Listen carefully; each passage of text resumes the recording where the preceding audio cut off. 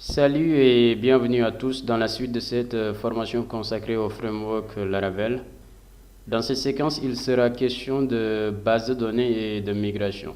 D'accord? Donc d'abord, on va essayer de voir à ce niveau comment faire interagir votre application Laravel avec votre base de données. D'accord? Il sera question dans cette séquence aussi de l'exécution d'un certain nombre de requêtes basiques, on va dire, donc de requêtes SQL. D'accord? Afin d'aller récupérer des données depuis le système de gestion de base de données. D'accord? Donc, à l'issue de cette séquence, vous devriez être capable de pouvoir configurer correctement Laravel afin qu'il puisse communiquer avec un système de gestion de base de données. D'accord? On le verra, hein, c'est pas quelque chose de diable, c'est très simple de configurer une application Laravel. D'accord? Ce serait intéressant aussi qu'à ce niveau que vous compreniez exactement ce que c'est qu'une migration. Donc quand on parle de migration, concrètement, on fait référence à quoi? D'accord?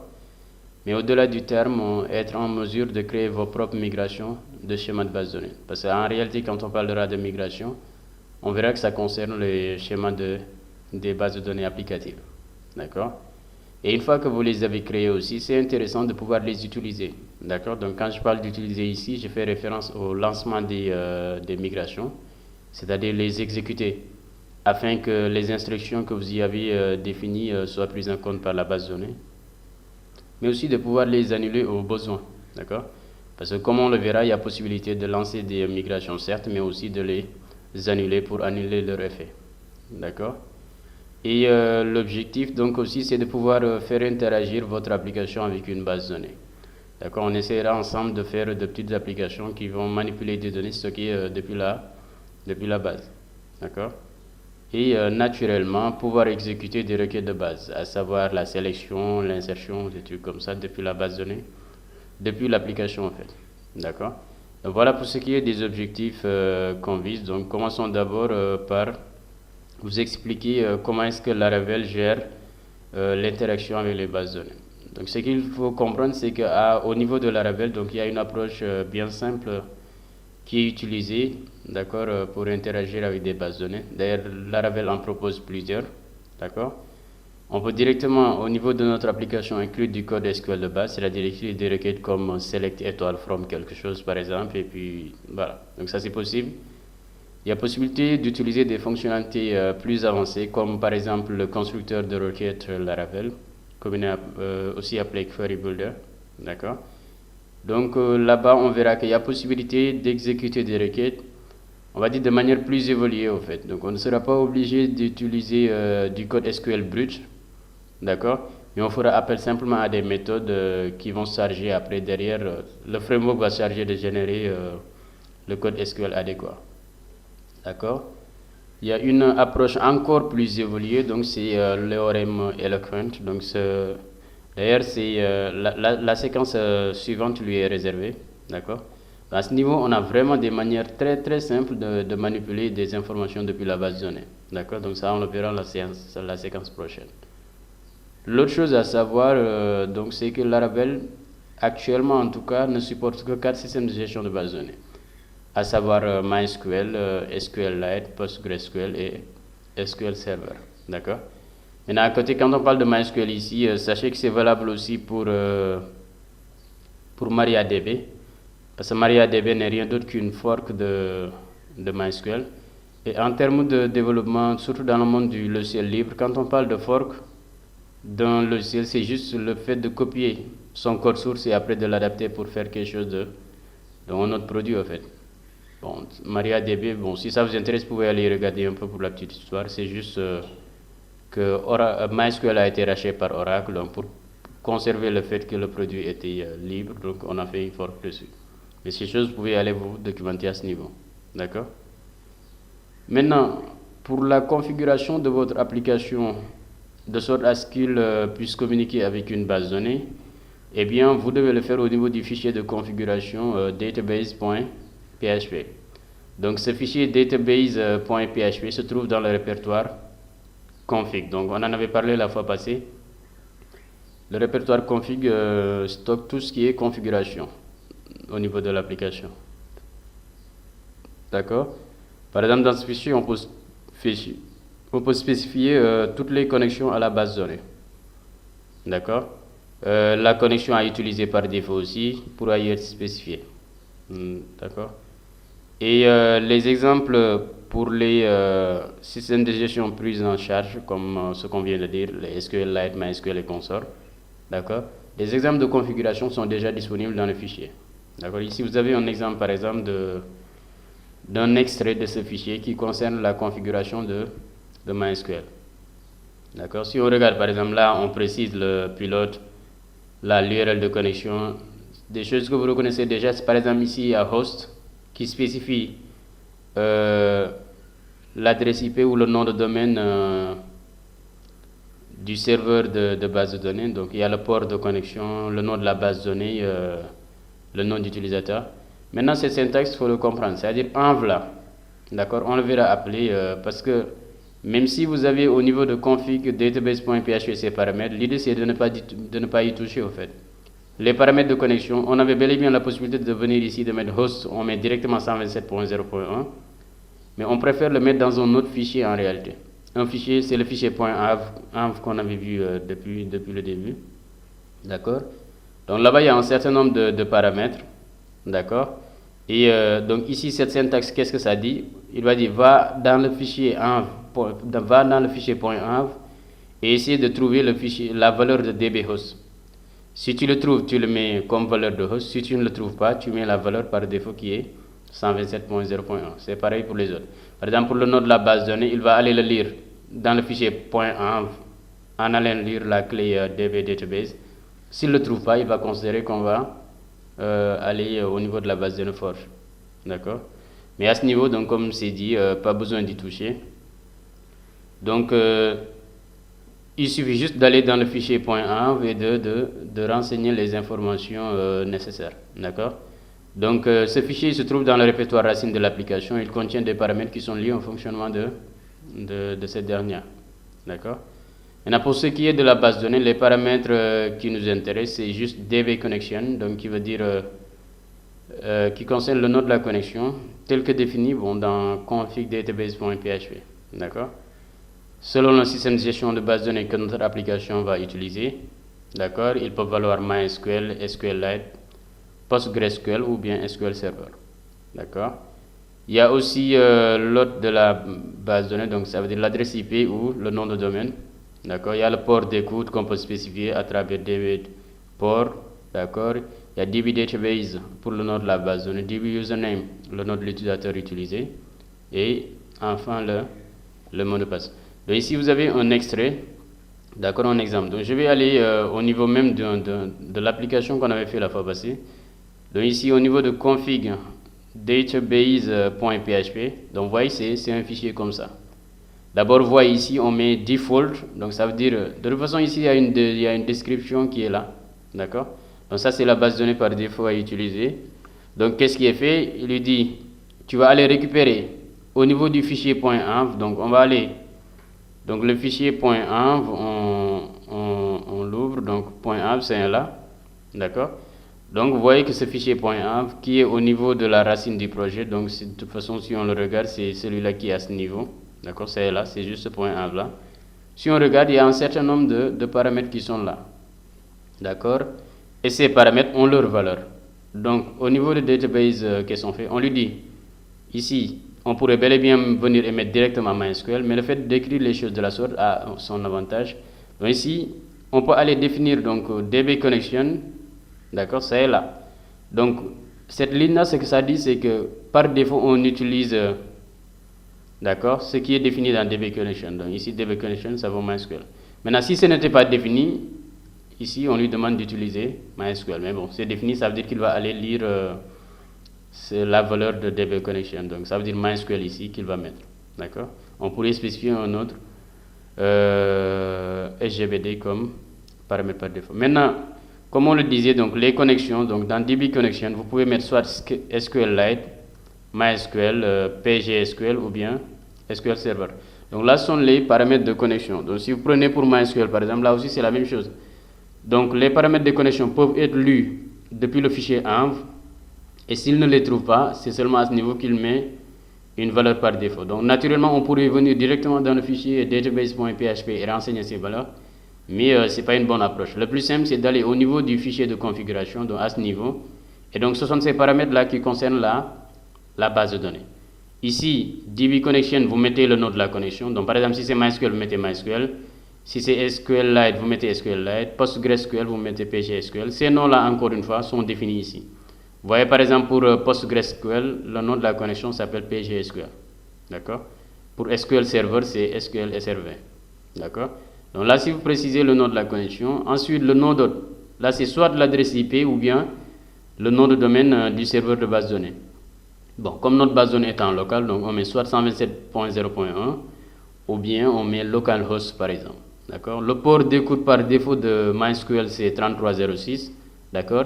Si vous aviez un autre système de gestion de base de données qui est écrit sur un autre port aussi, vous l'aurez précisé. Donc en somme, vous ne touchez pas à ce fichier. D'accord? Même si les paramètres de configuration sont là, vous n'y touchez pas parce que c'est écrit de sorte que les paramètres, vous pouvez les renseigner ici directement et ne même pas toucher à ce fichier-là. D'accord? Donc venez ici, vous mettez le nom de votre base de données, le nom de votre... Donc ici, pour l'exemple, là, on va aller... j'utilise donc MariaDB par exemple. Donc là, on va aller créer une base de données. On va dire create database, on va l'appeler SamaBlog par exemple. D'accord? Là, c'est créé. Donc si on fait un show databases, donc là vous voyez qu'il y a une base de données SamaBlog qui est créée. D'accord? Si on fait use SamaBlog et qu'on fait show tables, donc pour l'instant il n'y a rien. Bon, ces requêtes je les tape sans pour autant prendre le soin d'expliquer parce que je pars du principe que vous les connaissez déjà. Vous avez déjà fait un cours de système de gestion de base de données et puis vous avez déjà appris le langage SQL. Donc a priori ces choses-là vous êtes censé le connaître. D'accord? Maintenant, donc ici, on renseigne donc notre base de données pour notre application. Ce n'est pas Laravel, mais on va mettre blog, plutôt SamaBlog. D'accord? Donc, c'est le nom de notre base de données. Le nom d'utilisateur, maintenant, ici, on peut mettre root et puis par défaut, root n'a pas de mot de passe. Si j'avais défini de mot de passe pour mon utilisateur root, je l'aurais fait. Donc, dans le fichier, vous venez ici directement, vous renseignez les paramètres de connexion et puis c'est tout. C'est simplement comme ça qu'il faut configurer la base de données. D'accord? Maintenant ici on vous a donné un exemple d'extrait, donc on vous a montré la partie qui concerne la configuration de la base de données.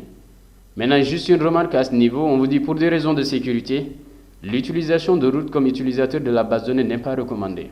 Autant créer un autre utilisateur pour l'application en lui donnant les droits nécessaires. Ce qu'il faut comprendre, c'est quand vous êtes en local là, parce qu'il y a un terme qu'on utilise, et il y a des termes plutôt qu'on utilise, et il faut que vous les compreniez. Quand on parle pour le développement d'une application, parfois on dit en local, développer en local, ou bien en production. C'est-à-dire parfois l'application est en local et en production. Quand on parle du fait que l'application est en local, ça veut dire quand il est en phase de développement. D'accord? Quand on dit qu'il est en production, c'est quand il est mis en ligne et que les gens sont en train de l'exploiter. D'accord? Maintenant, l'utilisateur root, donc, il a tous les droits sur la base de données. D'accord? Si vous l'utilisez dans une application en production et qu'il y a une faille de sécurité, le fait que vous utilisez root au niveau de la base de données va créer davantage de problèmes. Parce que ça veut dire que depuis l'application, on pourra faire tout et n'importe quoi au niveau de la base de données. D'accord? Ce qui veut dire que dès qu'il y a une vulnérabilité dans votre application, eh bien, vous risquez de créer beaucoup plus de problèmes. D'accord? Donc, l'idée, c'est quoi? C'est que quand vous créez une application, bon, en local, naturellement, vous pouvez utiliser root. Il y a aucun problème. Quand vous êtes en développement, vous pouvez utiliser root. Mais quand vous le mettez en production, arrangez-vous pour créer un utilisateur adéquat. C'est-à-dire un utilisateur qui n'a de droit que sur la base de données de l'application. D'accord? Il n'a pas le droit d'aller regarder les autres bases de données ou bien de faire aucune autre opération qui ne soit pas liée à l'application. De ce fait, si votre application est vulnérable, eh bien, ça minimise les dégâts. Ça veut dire que même si un hacker là, arrive à prendre le contrôle de votre application, du moment que l'utilisateur de la base de données a des droits très limités, eh bien, il ne pourra pas faire grand-chose avec. D'accord? Comparé à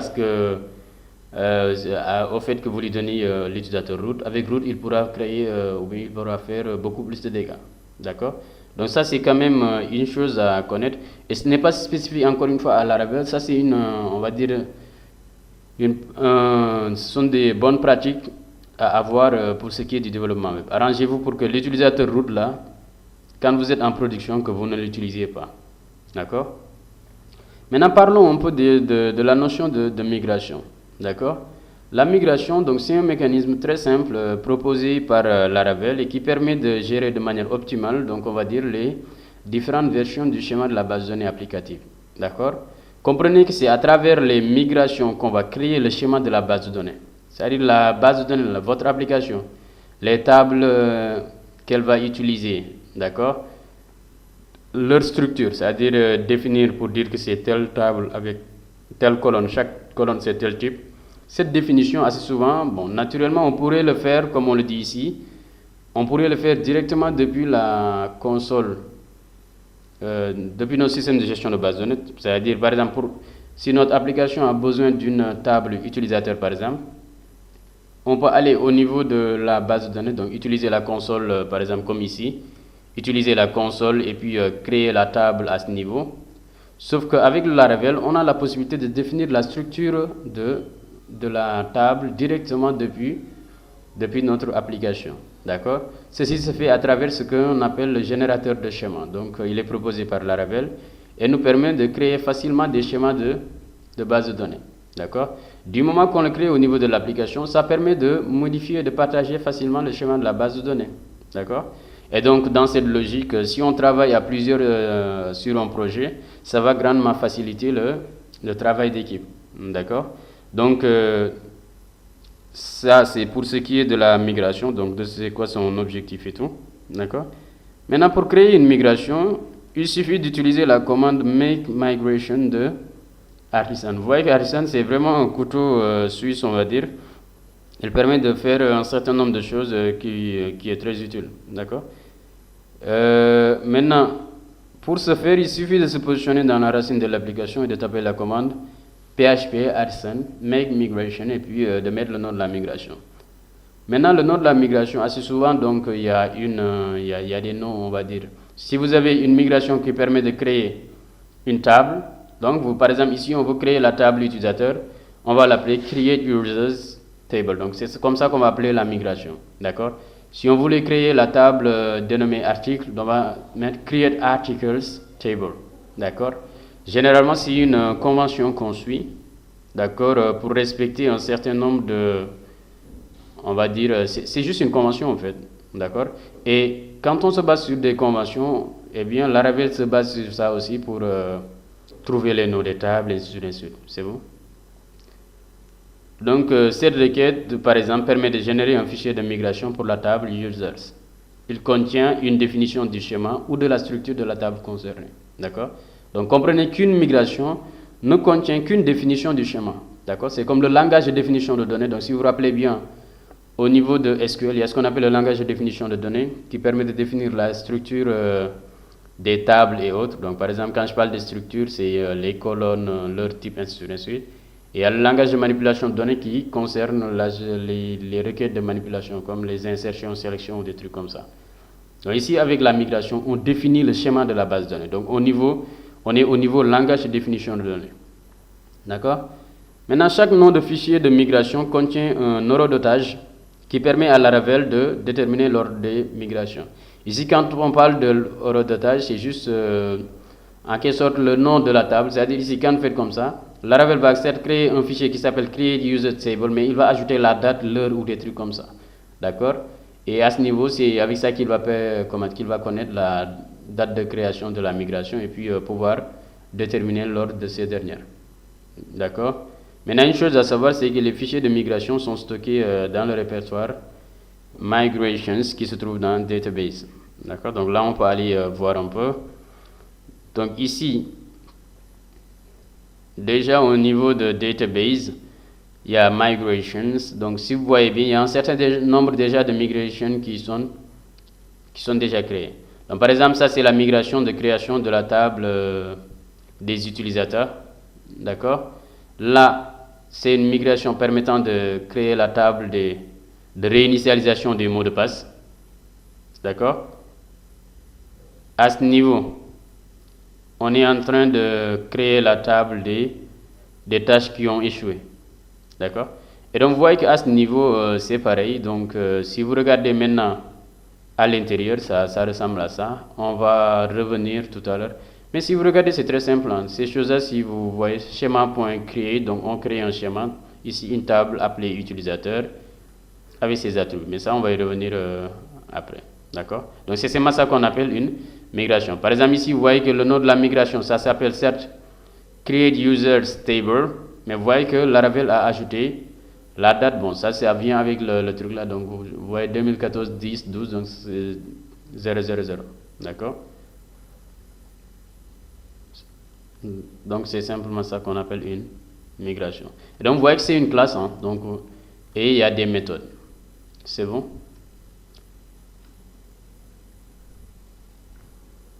Maintenant, la commande make migrations de Artisan dispose de quelques options utiles. Donc, il y a l'option table qui permet d'indiquer le nom de la table. Parce que par défaut, Laravel se base sur le nom que vous donnez à la migration pour attribuer un nom à la table.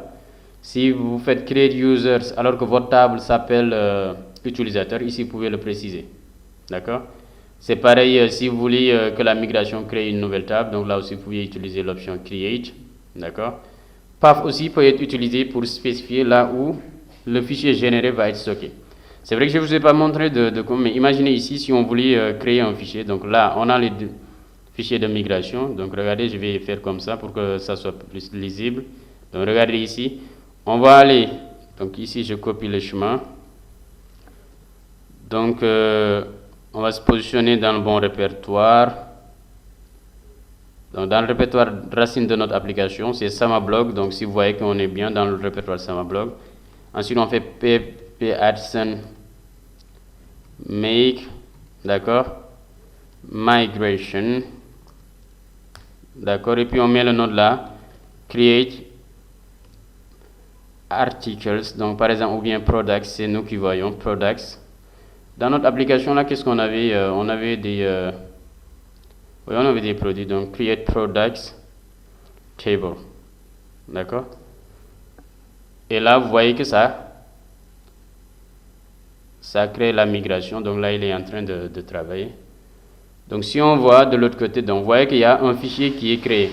Et ce fichier, il s'appelle create products table, d'accord. Donc il suffit juste de taper la commande make migration, comme c'est spécifié dans le...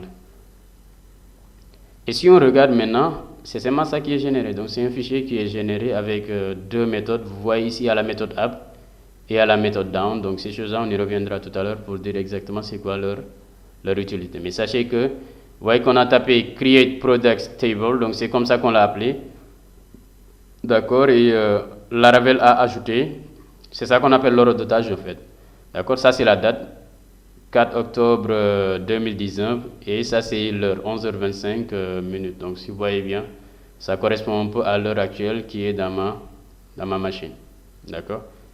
Et donc si on est dans cette logique, donc on peut facilement comprendre que les conventions peuvent être utilisées. Donc c'est seulement ici, c'est sur la base de ce product là qu'il a donné un nom à la table. D'accord.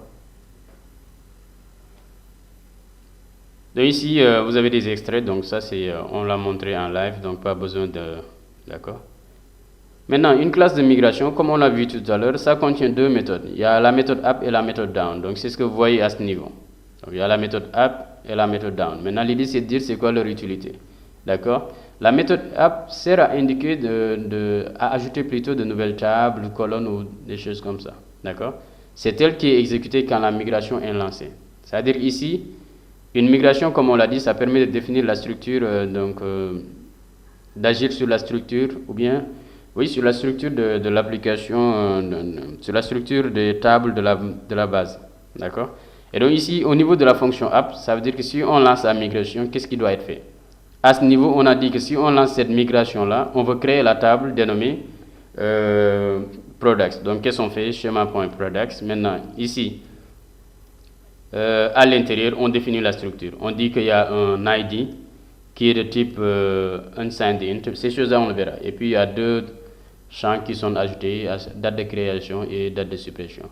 Maintenant, à côté, il y a la méthode down. Donc, cette méthode down, son rôle, c'est quand on annule la migration, d'accord, qu'est-ce qui doit être effectué. Et donc, vous voyez qu'ici, tout ce qu'on fait, c'est supprimer la table products qu'on aura préalablement créée, d'accord.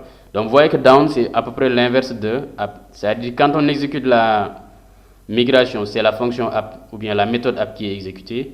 Dans le cas où on l'annule, c'est sa méthode down qui est exécutée. Donc, c'est ce qu'on vous explique à ce niveau. Donc, il dit ici que down permet d'annuler les opérations effectuées par la méthode app. Donc, c'est elle qui est exécutée quand la migration est annulée. D'accord? Et vous voyez que dans l'autre cas, comme dans notre méthode app, donc ce qu'on a fait, c'est créer la table. Dans down, qu'est-ce qu'on fait? C'est que la table qu'on venait de créer, on la supprime simplement. D'accord? Maintenant, au niveau de ces méthodes, le générateur de schéma de Laravel peut être utilisé pour créer ou modifier des tables de manière explicite. D'accord?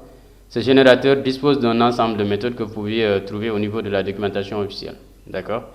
Maintenant, ces choses-là, on vous le montre comme ça, donc pour ce qui est des méthodes et autres.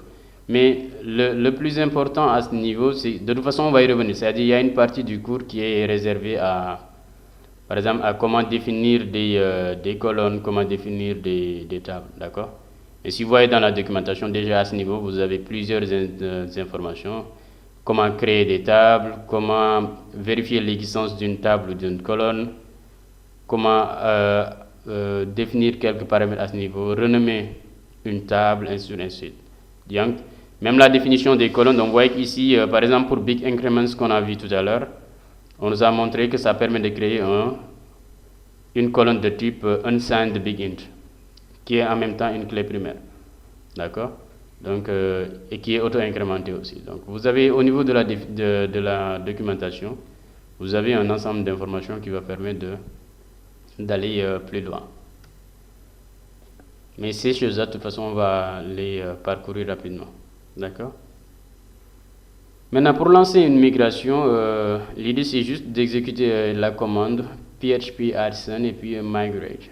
D'accord? Donc, si on le fait, ça lance la migration. Et donc, dire que ça lance la migration, c'est simplement une manière de dire que ça va exécuter, donc ici, donc dans notre répertoire migrations, pour chaque fichier de migration qui est là, il va exécuter sa fonction app. D'accord? Ici, bon, je parle de fonction ou de méthode. En programmation objet, on parle de méthode. D'accord? Mais ce ne sont que des fonctions en réalité. Mais le vocabulaire adéquat quand on est en programmation objet, donc dans une classe, on a des méthodes. Donc ici, on parle de la méthode app. D'accord? Donc quand on lance la migration, ce que fait Laravel, c'est quoi? C'est exécuter toutes les... Donc pour chaque fichier de migration que vous avez ici, il va exécuter la méthode app. D'accord? Donc ce qui veut dire que ici, il peut exécuter que tout se passe bien. Par exemple, ici, il peut exécuter que ça provoque une erreur, ainsi de suite. Maintenant, la migration va réussir, voilà. Donc si si tout s'est bien passé. De toute façon, quand vous l'exécutez, vous allez voir, bon, de toute façon, je pense qu'on aura un exemple concret. S'il y a des erreurs, on va le voir. D'accord? Donc, à ce niveau, c'est ce qu'on vous dit ici. Pour lancer une migration, vous faites simplement php addson migrate. Maintenant, regardez au niveau de notre base de données de tout à l'heure. Donc, quand on a fait show tables, il n'y a rien. D'accord? Et donc, on va lancer la migration. PHP, bon, avant de... Peut-être, on va, comment dirais-je, montrer la définition de la structure et après on reviendra. Donc, sur la création des colonnes, on pourra revenir après. D'accord? Maintenant, ici, ce qu'il faut comprendre, c'est quand on est en production, c'est-à-dire quand on est vraiment en production, comme on l'a expliqué tout à l'heure, les commandes qui permettent de supprimer des tables ou des trucs comme ça, eh bien, ce sont des commandes destructives. Imaginez, vous avez une application qui tourne en ligne, vous tapez une commande qui supprime les tables, ça veut dire que vous perdiez toutes les données que l'application avait en sa disposition. D'accord? Donc, ce sont des commandes risquées. D'accord? Et pour éviter des pertes de données, donc il y a une protection qui est disponible sous Laravel et qui consiste plutôt à demander des confirmations quand l'utilisateur essaie pas quand l'utilisateur, mais quand l'administrateur, c'est-à-dire le développeur, essaie d'effectuer des commandes risquées. D'accord? Assez souvent, il y a des confirmations. Maintenant, pour forcer une commande à s'exécuter sans qu'il y ait demande de confirmation, à ce niveau, vous achetez l'option force, d'accord? Et dans ce cas, si vous le faites, il n'y a pas de confirmation. Naturellement, ces choses, vous n'allez pas les voir quand vous êtes en développement, mais en production, ces confirmations vont apparaître, d'accord? Maintenant, pour annuler une migration, donc la migration, donc, on peut le lancer à travers artisan migrate. Pour l'annuler maintenant, eh bien, on va lancer la commande php artisan migrate rollback, d'accord? Donc, il va annuler la dernière opération de migration. Et donc, ce qu'il faut comprendre encore une fois, c'est que là, il va parcourir tous les fichiers de migration qui sont là et il va exécuter leur méthode down. D'accord? Et donc, si on crée un fichier, ou si on crée comment il s'appelle encore? Une table dans la méthode app et que dans down on la supprime, ça veut dire que si on fait un rollback, la table elle n'existe plus. Donc c'est comme si on n'avait rien fait. D'accord? Et donc ici on va lancer, pour l'instant on va faire PHP artisan migrate pour lancer la migration. Vous voyez qu'à ce niveau il y a une erreur. D'accord? Et donc s'il y a des erreurs, vous le voyez. Déjà il vous dit migration table created successfully. Ça veut dire qu'il y a au moins une des tables qui a été créée. Regardez, quand on va aller au niveau de notre base de données, on fait show tables, vous voyez qu'il y a users qui est créé. Donc ça veut dire que la table users a pu être créée. D'accord? Par contre, d'accord, il y a l'une des créations qui a échoué. D'accord? Et si on regarde bien, à ce niveau, on nous précise la chose. D'accord? Ici, c'est la migration de, comment dirais-je, la table utilisateur là. Donc migrating create users table, donc c'est ça qui a créé le problème. Si vous regardez bien, alter table users add unique email, donc c'est ça qui a créé le problème. Il nous dit que voilà, la clé est très longue. Donc on peut aller voir au niveau de la migration en question, parce que aussi notre base de données peut-être à une limite. Ici regardez, create users table. Donc à ce niveau, on a dit que l'email c'est une chaîne de caractères, au fait, d'accord? Et on définit une contrainte d'unicité dessus. Donc ces choses, encore une fois, vous êtes censé les connaître vu que vous avez déjà fait un cours sur les bases de données. Donc, sauf que à ce niveau, notre base de données autorise au maximum que c'est-à-dire pour appliquer une contrainte d'unicité, la colonne ne doit pas faire plus de 1000. C'est-à-dire la longueur maximale est de 1000. Ici, on ne l'a pas précisé. Donc on peut aller corriger rapidement. Donc ici on va dire que c'est l'email, par exemple, on va dire que c'est 40 caractères simplement. D'accord? Là quand on va enregistrer et qu'on lance à nouveau la migration, d'accord? Il y a une autre erreur maintenant. D'accord? Maintenant c'est base table or view already exists. D'accord? Ça c'est donc on va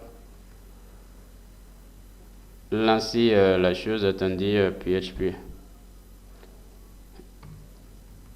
Rollback. D'accord? Donc ici on ouvre la base de données. Donc on fait un drop tables, donc migrations.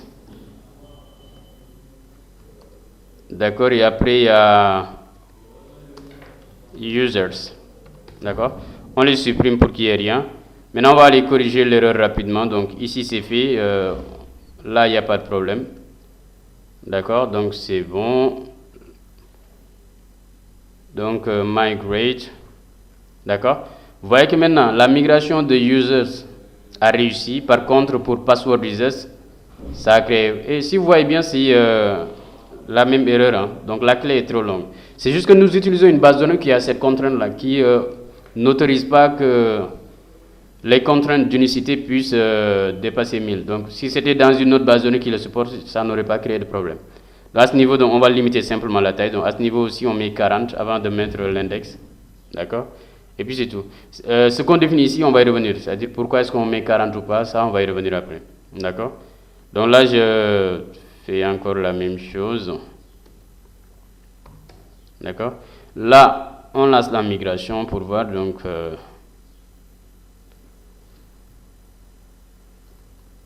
j'ai... show tables, donc il y a password users qui existe déjà et users, donc drop table migrations, users et puis password reset. D'accord? C'est ce qui cause problème et puis c'est tout. On lance la migration. D'accord?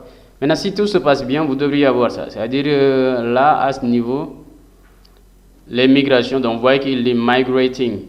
Donc il vous précise. D'accord? Le fichier de migration qu'il est en train d'exécuter.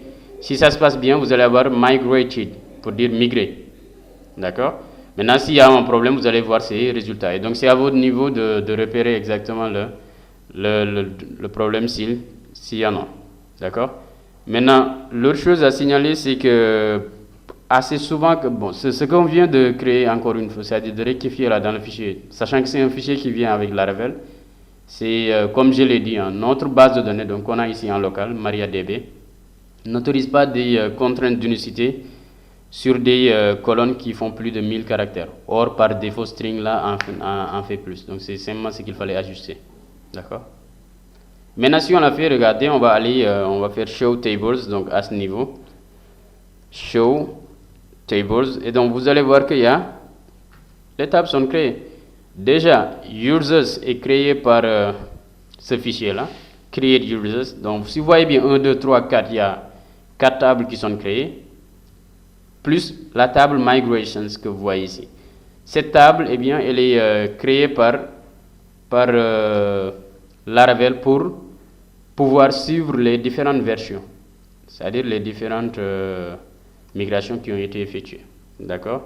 Et donc, c'est à travers ça que Laravel va comprendre comment ce qui se passe. Et donc, on peut faire un desk de products, desk ou describe, c'est la même chose. Hein. Donc, vous voyez qu'ici, il y a l'ID qui est un big int, unsigned, et puis les deux dates.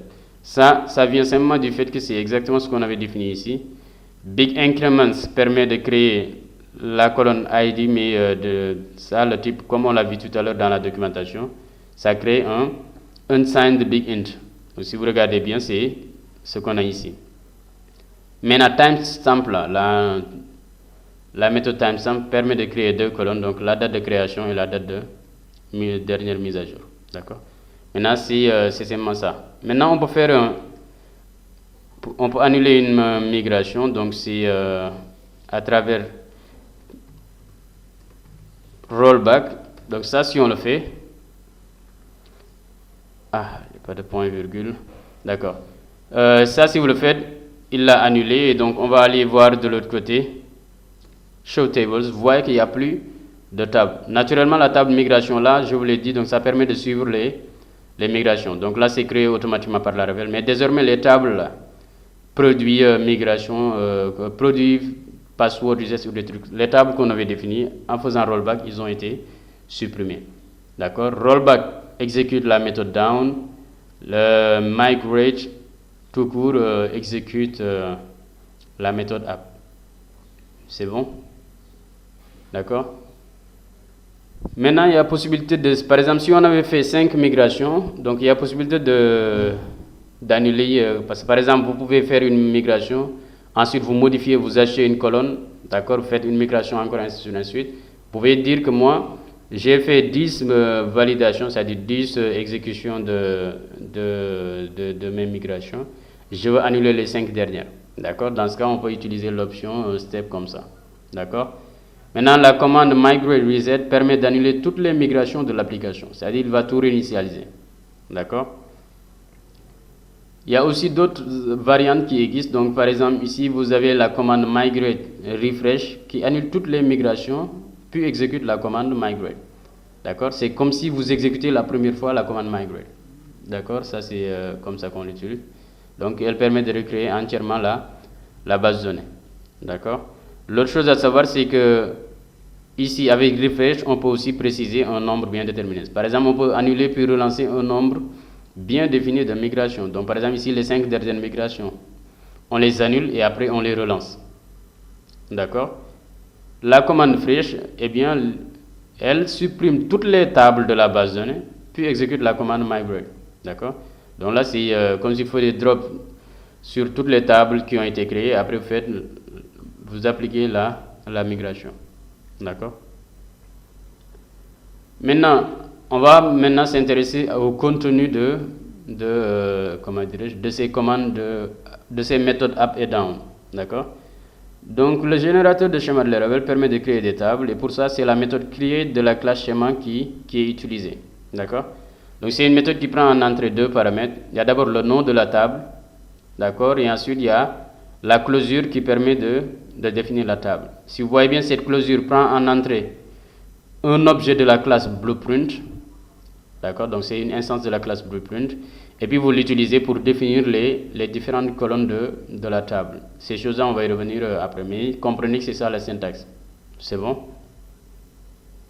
Maintenant, pour la définition des colonnes, il y a plusieurs méthodes qui existent. Il suffit juste d'abord d'utiliser l'objet blueprint qui vous est passé en paramètre. Donc, c'est ça. Parce que la closure là, elle prend, quand on parle de closure, encore une fois, ce n'est rien d'autre qu'une fonction anonyme.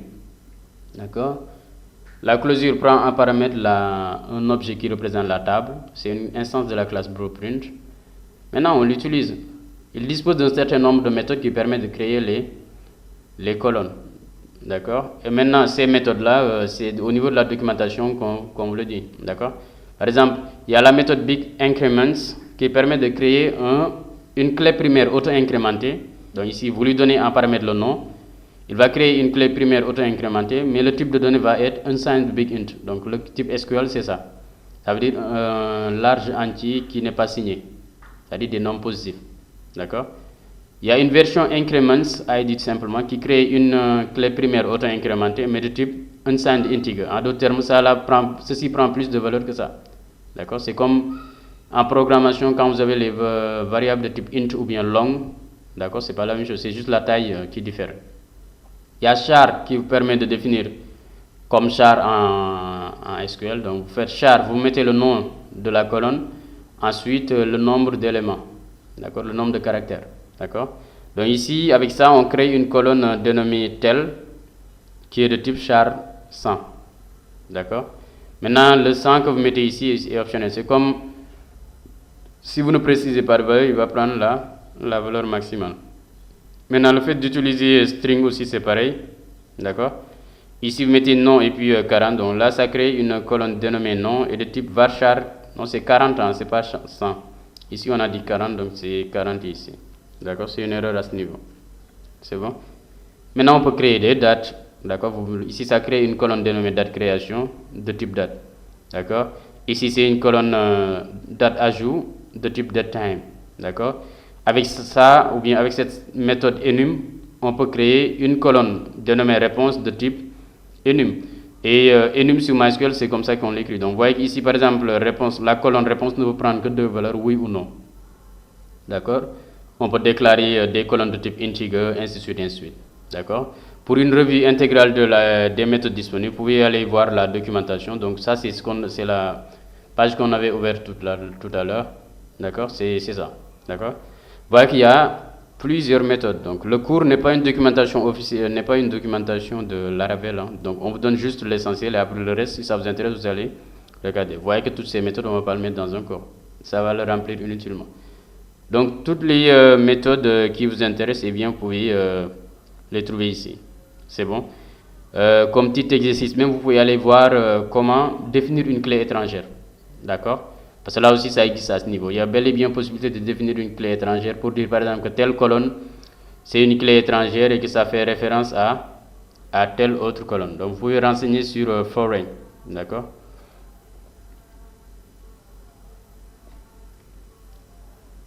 Maintenant, il est possible aussi, depuis la méthode app, donc c'est-à-dire depuis une migration, de renommer une table ou bien même de la supprimer.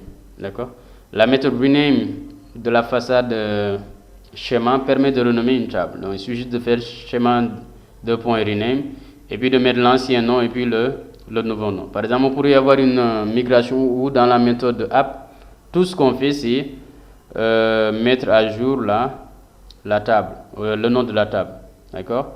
On va utiliser drop pour supprimer une table. Donc, de toute façon, si vous voyez bien, à ce niveau, au niveau de la méthode down, ici, on a mis drop. D'accord? Drop if existe, mais vous pouvez bel et bien mettre drop directement. D'accord? Ça permet de supprimer. Maintenant, il y a une variante, comme on le dit ici, qui est drop if existe. D'accord? Ça veut dire comme quand vous le faites sur SQL. Donc, par exemple, ici, quand je vais faire drop table hero, d'accord, comme il n'y a pas de table hero, ça va créer une erreur. Il va tenter de supprimer quelque chose qui n'existe pas, d'accord. Drop if exist table, c'est plutôt drop table if exist. Attendez, je vérifie. Drop table, d'accord. Vous voyez qu'ici, il n'y a plus d'erreur. D'accord, il a vérifié et comme ça n'a pas, comme ça n'existe pas, il n'a pas essayé de. Maintenant, il y a un avertissement qui est là, vous pouvez toujours le voir. Show warnings. D'accord, vous voyez qu'il dit que la table est inconnue, ça n'existe pas. D'accord. Donc, c'est comme si le fait d'utiliser la méthode drop, ça va exécuter cette requête SQL. Et si vous utilisez la méthode drop if exist, ça va exécuter cette requête SQL là. D'accord. Donc c'est pourquoi il y a une variante là, drop if exist, qui ne crée pas d'erreur si la table n'existe pas. D'accord. Maintenant pour le renommage des tables, il y a juste une chose à savoir, c'est que vous devez vérifier que toutes les contraintes de clés étrangères sur la table ont un nom explicite. C'est-à-dire vous devez spécifier vous-même vos noms des clés étrangères. D'accord. Au lieu de laisser Laravel sans charger. Parce que si c'est le cas, eh bien vous risquez d'avoir des noms de clés étrangères qui font référence à l'ancien nom de la table et voilà, donc ça peut créer parfois des incohérences, même si ça ne crée pas forcément de problème parce que ce n'est qu'un nom de clé, mais ça peut désigner des tables qui n'existent pas. D'accord. Maintenant ça c'était pour la structure de la base de données. D'accord. Donc ici on utilise la classe schéma qui est une façade, donc pour utiliser les méthodes rename, drop, create ou des trucs comme ça. Donc ça c'est pour la définition de la structure de la table. Maintenant pour l'exécution de requêtes SQL, il y a possibilité, une fois que la base de données est configurée et que les tables sont créées et tout, d'accord, de faire appel à la classe DB, d'accord, et d'utiliser les méthodes qui nous permettent d'effectuer des requêtes. Par exemple, une requête de sélection, on peut faire db2.select pour effectuer une requête de sélection. D'accord. Insert, les requêtes d'insertion, les requêtes de mise à jour, de suppression et les autres requêtes qu'on verra après, comme drop ou alter. D'accord. Maintenant, pour exécuter la requête de sélection, il faut utiliser la méthode select de DB. D'accord. Elle prend en paramètre la requête SQL et éventuellement d'autres paramètres qui ont besoin d'être associés à la clause where par exemple. D'accord. Maintenant, juste une chose à savoir, c'est que les paramètres là sont protégés contre les injections SQL. D'accord. Pour ceux qui connaissent, pour ceux qui connaissent pas les injections SQL, comprenez juste que ce sont des failles qui existent dans les applications web et que les hackers peuvent exploiter. Maintenant, si ça vous intéresse, vous pouvez aller vous documenter sur ça. D'accord. En tant que développeur web, je pense que vous êtes tenu de le savoir, parce que ce sont des vulnérabilités, surtout quand votre application interagit avec une base de données, c'est vraiment quelque chose à comprendre. Donc je vous conseille vivement d'aller vous documenter dessus. Donc comme Laravel maintenant offre une protection contre les injections SQL, vous n'êtes pas obligé de valider ces choses-là. D'accord. Même si c'est une donnée utilisateur, c'est pas trop grave, ici ça va être validé. D'accord. Maintenant, la méthode select plutôt retourne un tableau de résultats et chaque résultat est un objet standard PHP. C'est dire que si vous avez un utilisateur, si votre table concerne des utilisateurs et que vous avez un objet qui le représente, vous pouvez bel et bien faire user/id par exemple pour accéder à son identifiant. D'accord. Maintenant, la syntaxe d'utilisation elle est la suivante. Faites db.select select étoile from users where id égale, on peut mettre égal à 5 directement, donc si c'était une requête statique, mais ici l'id dépend de quelque chose qui est donné en paramètre, donc c'est pourquoi on met en parenthèse ça, on met point d'interrogation plutôt, mais ça ce n'est pas nouveau, hein. Donc vous avez déjà vu quand vous manipulez des données depuis une base de données avec PHP, même sans utiliser Laravel, ces choses-là vous l'avez déjà rencontré avec MySQL query ou bien PDO, l'utilisation de PDO avec la méthode query là-bas. D'accord. Il y a possibilité de mettre des paramètres. Donc ici vous mettez l'interrogation et après ici vous lui donnez un paramètre l'id, comme quoi Ce qui va être exécuté, donc la requête finale, c'est select étoile from user where id égale. Si $id vaut 5, c'est where id égale à 5. Si $id vaut 8, c'est where id égale à 8. D'accord? Donc ça, c'est l'utilisation de paramètres simples. Maintenant, les paramètres aussi, on peut leur donner des noms. Alors, par exemple, ici, where id égale 2.id, donc vous pouvez faire comme ça. Et de suite, le paramètre, vous allez le passer de la sorte. Donc, faites id, donc vous allez donner en quelque sorte un tableau associatif au lieu d'un tableau simple. Donc, vous dites que id correspond à la valeur de $id. Donc, c'est l'une ou l'autre des syntaxes. Et vous allez voir toutes les autres méthodes, que ce soit insert, update ou delete. Il y a possibilité d'utiliser à la fois des paramètres simples ou bien des paramètres nommés. Et ça, encore une fois, ce n'est pas spécifique à Laravel. Ce sont des fonctionnalités de PHP en soi. Donc, les trucs là, le fait de nommer le fait d'avoir des paramètres au niveau de la requête. Et dans d'autres langages aussi, vous pouvez trouver ces choses-là. Donc, pour une requête de sélection, ici, par exemple, on vous donne un exemple d'utilisation. Donc, vous avez, par exemple, un contrôleur. Ici, c'est user controller. D'accord? Donc, naturellement, quand on invoque l'action show ou bien la méthode show, qui est censée afficher un utilisateur bien précis, donc on donne l'ID et il nous récupère un utilisateur. À ce niveau, vous voyez, c'est le contrôleur qui effectue la requête pour récupérer les résultats.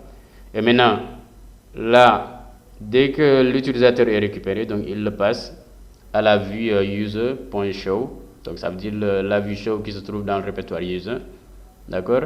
Et donc, c'est à la vue là d'afficher le résultat. Donc, ça, par exemple, c'est un exemple, c'est un cas qui montre un peu dans quelle situation est-ce qu'on pourrait utiliser directement des requêtes.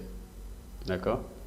Maintenant, pour insérer des données, donc je ne vais pas trop m'y attarder, hein, c'est pratiquement la même chose, c'est juste à la place de la méthode select, vous mettez la méthode insert, et puis vous mettez la requête d'insertion, et puis les paramètres. Donc, par exemple, insert into users, ID non, values, et puis vous les renseignez. D'accord? Ici, par exemple, value, c'est l'ID va valoir 1, et puis le nom va valoir Samba, c'est ce qu'on a mis ici. Vous pouvez utiliser des paramètres simples, tout comme vous pouvez nommer vos paramètres en mettant 2 points avant.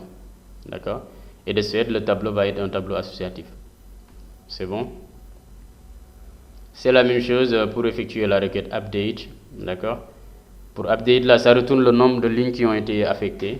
D'accord? Donc là, on fait update user set active égale à 1, where prénom égale. Donc on lui donne un paramètre, le prénom ici. Là aussi, on pourrait utiliser les paramètres nommés. Donc c'est pratiquement la même chose, on n'a pas besoin de s'y attarder. Pour la suppression, c'est pareil. On lui donne un paramètre, une requête de SQL. Donc ici, delete from users where id égale. Et l'id, on lui donne un paramètre. On peut aussi bien utiliser des paramètres simples que des paramètres nommés. D'accord? Et ça retourne le nombre de lignes qui ont été affectées, c'est-à-dire le nombre de lignes qui ont été supprimées. D'accord? Maintenant, l'autre peut-être par exemple, insert, select et l'autre, ça c'est assez explicite. Maintenant, ce qu'il faut comprendre, c'est que toutes les instructions SQL ne retournent pas forcément de valeur. Select, on s'attend à ce que ça retourne les lignes concernées. Update, on s'attend à ce que ça modifie un certain nombre de lignes. D'accord? Mais par exemple, quand on fait un drop table, donc là, ça ne retourne rien, ça supprime simplement la table. D'accord? Donc les requêtes du langage de définition de données de SQL, par exemple, sont de bons exemples, d'accord, comme create table, drop table, alter table, des trucs comme ça, d'accord. Du coup, pour de tels types de requêtes, on fait simplement statement et puis on met là la requête SQL qui nous intéresse, d'accord. Et donc voilà, donc pour ce qui est de ce module-là ou bien de cette partie, d'accord. L'idée, c'est juste d'aller à ce niveau. Donc, on va peut-être, avant de quitter, donc de donner un exemple. D'accord? On avait déjà une application à ce niveau. Rapidement. Donc là sont les... Ici, on l'a... Voilà, donc on avait l'application, ça, on l'avait fait la séquence passée. Donc, l'application qui affichait la liste des utilisateurs. Donc, ici, on a déjà fait un rollback, je pense qu'il n'y a plus de... Ici, quand on affiche tables, il n'y a plus de table, d'accord.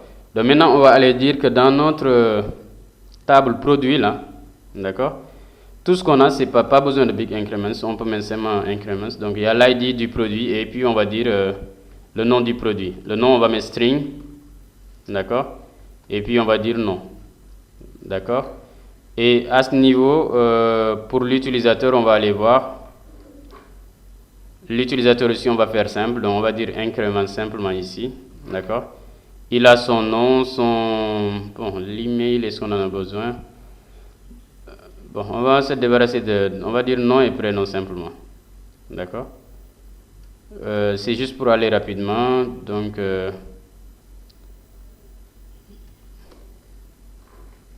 nom. Et puis, il y a le prénom. Donc là, on crée une table users qui dispose d'un ID, d'un nom et d'un prénom. D'accord? Et puis ça, là, on n'en a même pas besoin. Là, on peut s'en débarrasser. Créer, je ne sais quoi, on peut s'en débarrasser. D'accord? Et donc ça, si on le fait, maintenant on peut lancer la migration.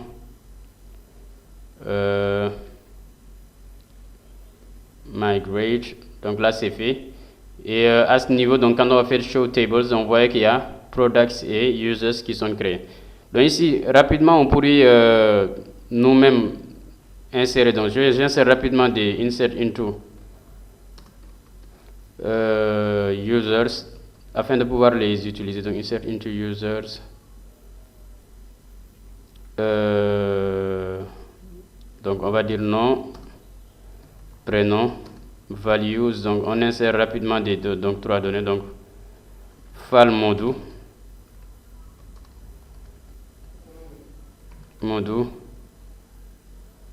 Ensuite, il y a Khadifal par exemple. Ou Khadi Ndiaye, c'est même pas. Khadi Ndiaye.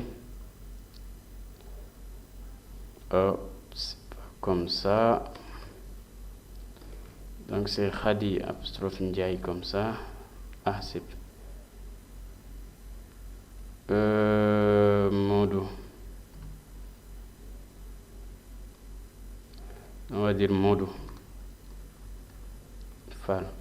Et ici, on met d'abord le prénom, ensuite le nom. D'accord? Et enfin, il y a Ismaël Diatta.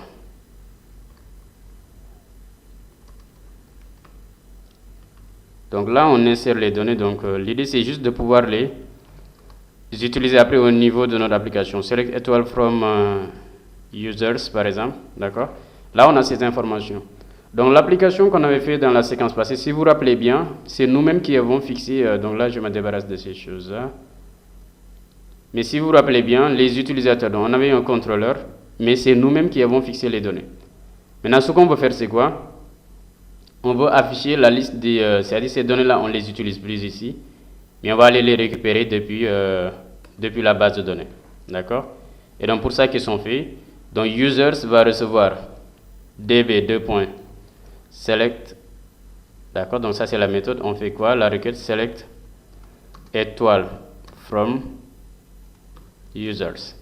D'accord? Et donc ça c'est la requête. Et après on retourne la liste des utilisateurs. C'est bon? Maintenant au niveau de la vue index, donc là où on affiche les utilisateurs, ici on pourrait s'arranger pour l'afficher sous forme de... Bon, c'est nous qui voyons. C'est-à-dire ici on affiche le nom et le prénom. C'est donc pour accéder au nom, c'est... on pourrait même avoir un tableau, attention. Ici, on va afficher la liste des utilisateurs sous forme de tableau au lieu d'un... D'accord? Donc ici, on va dire la balise table. Donc après, il y a l'entête, donc TH. Donc plutôt la ligne d'abord. Ensuite, TH, il y a l'ID, le nom, et puis il y a le prénom. D'accord? Et après, on fait pareil, donc une autre ligne. Donc après, maintenant, on va faire un... comment il s'appelle encore la liste maintenant. For each. D'accord? $users as $user. D'accord? Qu'est-ce qu'on fait? On crée une ligne. D'accord? Dans cette ligne, il y a TD. D'accord? Et puis on met la chose. Donc là, c'est $user. Flash ID. D'accord? On fait pareil pour le nom. Et puis pareil pour le prénom. Donc si vous voyez bien, ici au niveau de la table D'accord? On a le nom, l'ID, le nom et le prénom. Maintenant, la date de création, des trucs comme ça, on n'en a pas besoin pour l'instant. D'accord? Et donc, on affiche ces choses. Et à la fin, on a notre table qui est fermé ici. D'accord? On va essayer de voir le serveur, l'application, est-ce qu'on l'a.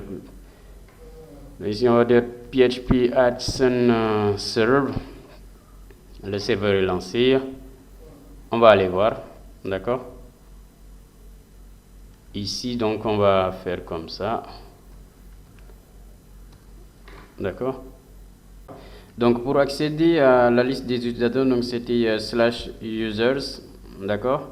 Et donc, on verra qu'à ce niveau, il y a un problème. Voilà. Voilà. Donc là, il nous dit que la classe app HTTP DB not found. Parce que ce qu'il faut comprendre, c'est que donc là, c'est quelque chose qui est lié au namespace sous PHP. D'accord? À ce niveau, si on fait DB directement, d'accord, il va penser que c'est DB qui se trouve dans le namespace actuel. D'accord? Donc pour pouvoir utiliser DB, il y a deux solutions. Soit vous mettez un / ici, d'accord? Ou bien vous utilisez simplement DB. Donc faites ici use DB. D'accord? Et donc ça, si vous le faites maintenant, on va actualiser de l'autre côté. D'accord? On actualise. Et vous voyez que donc là, ça affiche la liste des utilisateurs tels que c'est dans notre base de données. D'accord? Là aussi, si on mettait ça en commentaire, donc on peut toujours faire /. D'accord? On actualise et donc là aussi ça fonctionne toujours. Donc ça faut le comprendre, cette notion de namespace, donc ça fait partie des dernières fonctionnalités ajoutées au PHP, d'accord? Ça ressemble, comment dire, un peu au package sous Java ou des trucs comme ça, bien vrai que c'est pas la même chose. Mais voilà, donc je vous conseille d'aller vous documenter par rapport à ça, parce qu'encore une fois, c'est pas l'objectif du cours. Dans ce cours, on part du principe que vous savez déjà faire du PHP. Mais donc à ce niveau, donc pour utiliser DB, il faut l'importer comme ça en faisant use DB et puis voilà. Donc là, vous voyez qu'on a effectué une requête de sélection. Le résultat est envoyé à la vue index. Donc la vue index, elle est là, d'accord. Et cette vue là affichée sous forme de tableau. Ici même dans table, on pourrait mettre border 1 pour ajouter une bordure à ce niveau, vous voyez, d'accord.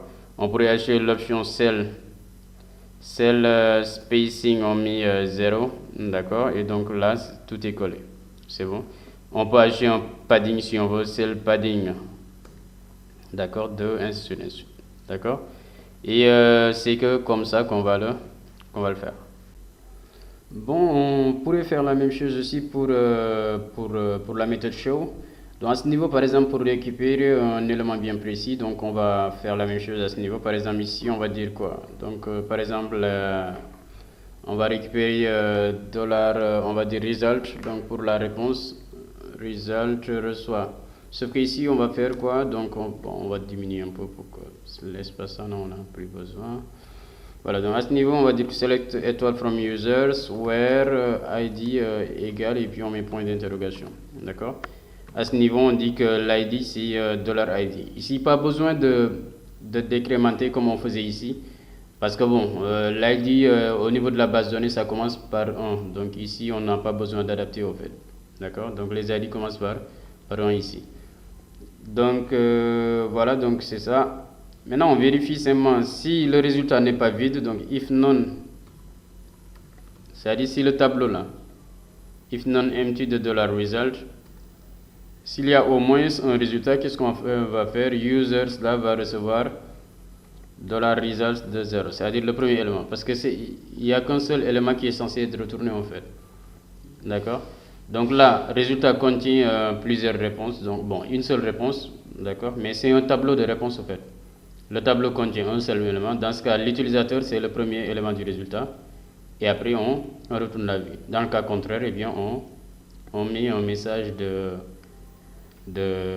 on met un message d'erreur. D'accord? Donc là, on enregistre. D'accord? On va à ce niveau, donc par exemple, /1, qui est censé nous retourner le premier utilisateur. Donc voilà, l'utilisateur numéro 1 s'appelle Modfal. Pour 2, c'est Khadinjai. 3, c'est Ismaël Ediata. Maintenant, si on met 7 par exemple, d'accord, là il nous met 404 not found, comme quoi l'utilisateur n'existe pas. D'accord, si on met quelque chose 4 par exemple, c'est pareil aussi. C'est bon? Donc là, c'est exactement la même chose qu'on avait fait la fois passée. Sauf que cette fois-ci, les données, on les récupère non pas, c'est-à-dire c'est pas nous-mêmes qui créons les données depuis la classe, d'accord? Donc depuis le contrôleur. Mais cette fois-ci, on les récupère depuis, euh, depuis la base de données. Donc voilà pour l'exemple que je voulais vous donner. Donc pour ce qui est de la documentation, donc je vous renvoie vers la documentation officielle de Laravel. Donc pour la partie qui concerne les bases de données. Pour ce qui est des requêtes et consorts, donc vous avez toujours dans la documentation, donc là ça concerne les requêtes et là ce sont les migrations qu'on vient de voir. Il y a toujours l'Aracas que vous pouvez exploiter, donc là-bas il y a des tutoriels vidéo et donc l'épisode 7 par exemple concerne les migrations qu'on vient de voir. Donc voilà, c'était tout pour cette séquence. Je vous remercie de votre attention. À bientôt.